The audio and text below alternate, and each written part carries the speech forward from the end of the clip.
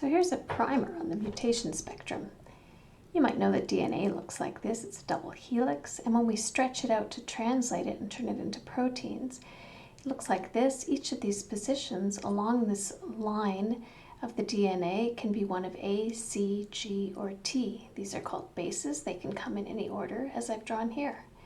Now when a mutation occurs, one of these strands, or possibly both of the strands, the double strands in the DNA, can be broken. And so in the example I've shown here, one of the A's has been deleted by a mutation. There's a double strand break.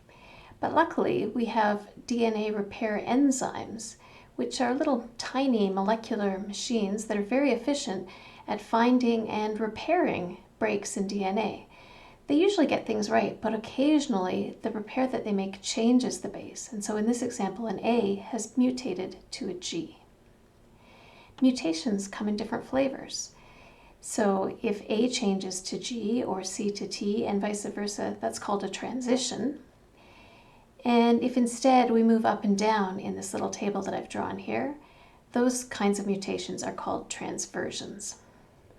Now, we don't really need to care too much about the character of transitions and transversions, but the point that I want to make here is that a given DNA repair enzyme, even though it mostly gets things right, when it makes a mistake, it will have a characteristic ratio of transitions to transversions.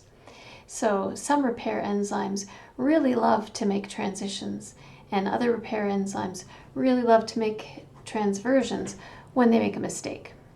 So the repair enzymes themselves are biased, and this makes a bias in the mutations that happen in that organism. There you are, cute little enzymes with their own particular biases.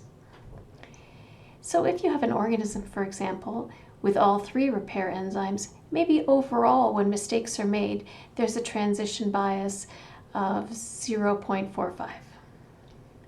However, in another organism, for example, an organism that's missing the green and the pink repair enzymes, their transition bias would then be 0.1.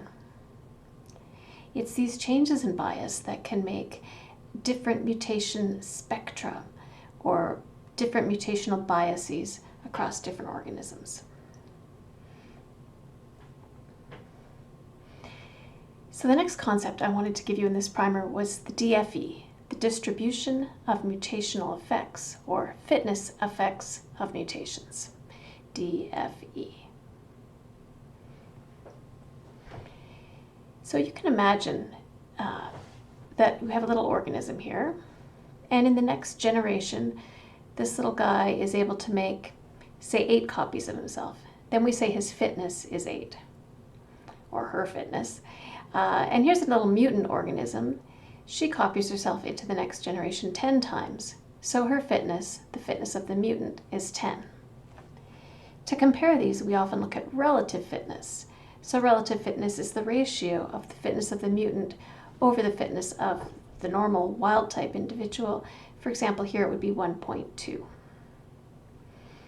And even further, when we're looking at relative fitness, we don't really care so much about this one factor. We often talk about the 0.2 as the effect of the mutation, because in this case, the mutation made the mutant 20% more effective at reproducing itself. So the formal definition is that the relative fitness is given by 1 plus S, and you can see that S could be positive or negative, depending on whether the mutant was more or less fit than the original type. Now, if we were to measure many, many different mutations, we could make a whole distribution of S. So we could plot S, or plot the probability that S is a certain size against S. And you'll notice from the definition that if S is -1, that can only happen if the fitness of the mutant were 0. So that's a dead mutant. And we have deleterious mutants on the left side of the y-axis and beneficial mutations on the right. So in particular, I've shown in red here the set of mutants that would be deleterious. So the fitness of the mutant would be less than the fitness that we originally had. Towards the center, near 0, there are a bunch of mutations that we can't really tell if they're positive or negative because their effects might be too small to measure, so we call them neutral. And then on the right are beneficial mutations. So these are mutants, like in our example, where their fitness is greater than the original type.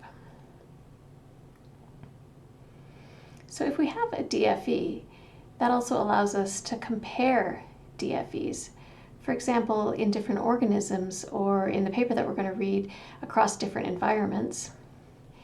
So again, imagine this is the DFE of a certain individual, say, and then I'm going to have a dotted individual that has a slightly different DFE. There are many ways to compare these DFEs, but one thing that we do in the paper is look at the fraction of the DFE that's beneficial.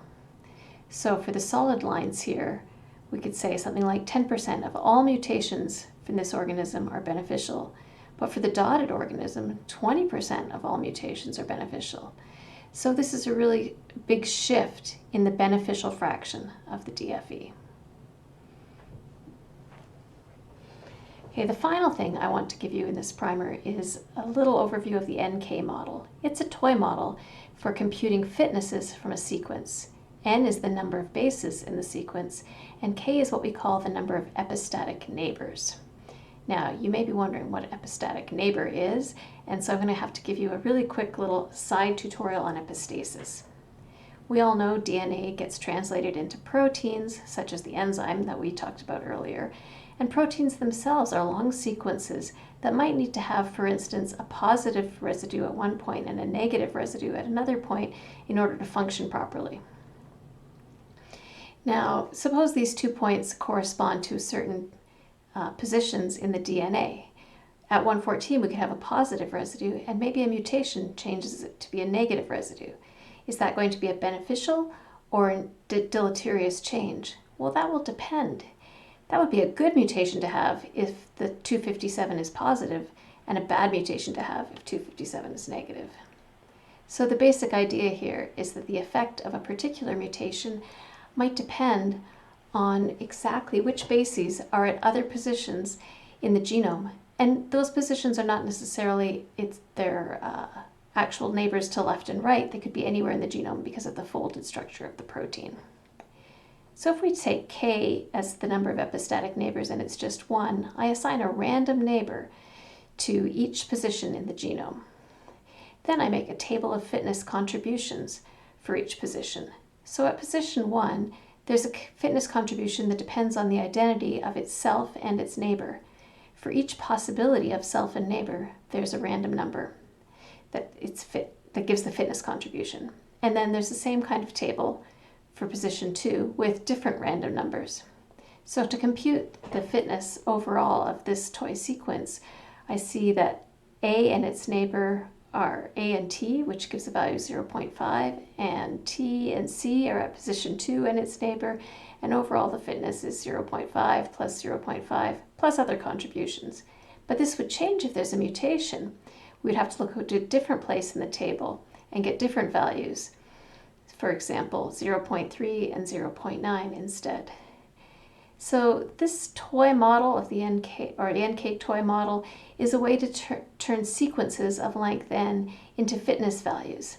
And once you can do that, you can make a DFE, because you can randomly change the sequence and measure a new S value every time.